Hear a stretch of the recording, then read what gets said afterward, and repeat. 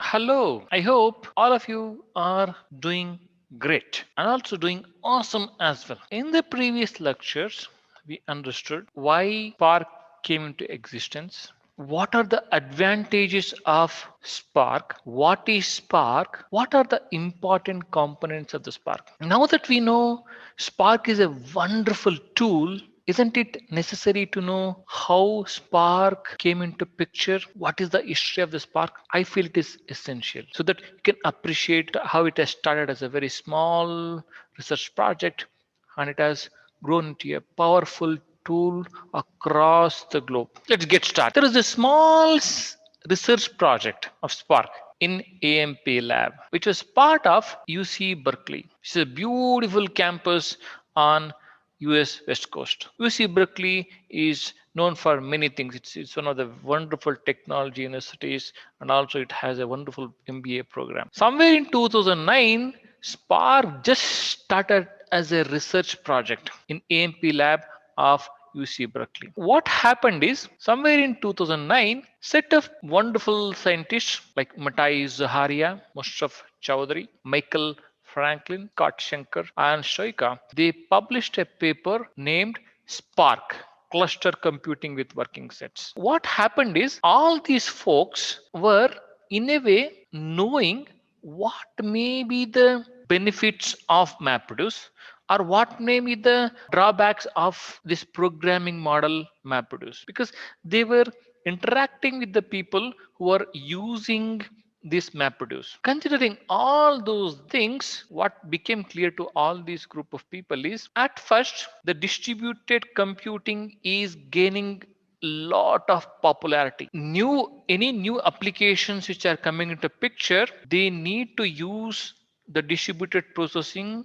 to churn out the large amount of data. That became very clear to them. Then they went on to work on this project. What happened is, as and when they worked on this project as a part of the AMP lab in UC Berkeley, initially they started supporting only the batch applications wherein that historical data need to be processed and we need to derive the insights out of it. But soon enough it became really clear to them, oh, we need to use the interactive data for the machine learning purposes, for the data science purposes, and also we need to support the ad hoc queries as well. That became very clear to the all this group of scientists. Then what they did is they went on to plug the Scala interpreter into the Spark so that this project could provide a scalable, usable, interactive system for running queries on many machines. As and when they released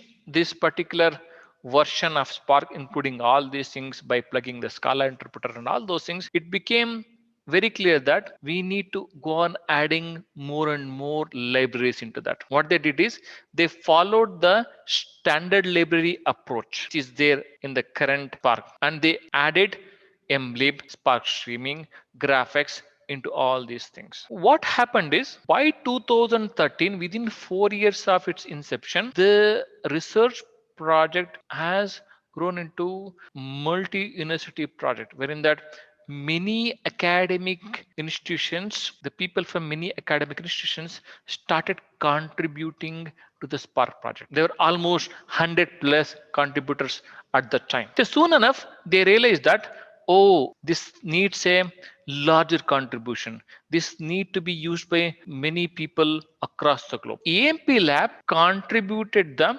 Spark to the Apache Software Foundation as a long-term vendor independent home for the project. And also the early people who worked on this, they also launched a company called Databricks, which is a wonderful company with multiple products. They're doing wonderful work. A research project which started in EMP lab of UC Berkeley after publishing a paper named Spark Cluster Computing with Working Sets by all these folks, techie geeks, gained a much popularity and they started working on that and they plugged a Scala interpreter so that it can support running multiple queries on hundreds of machines. And then it gained a popularity with the contributions from multiple contributors across 30 plus organizations. Looking at the popularity, EMP Lab contributed Spark to the Apache Software Foundation. That is when it became Apache Spark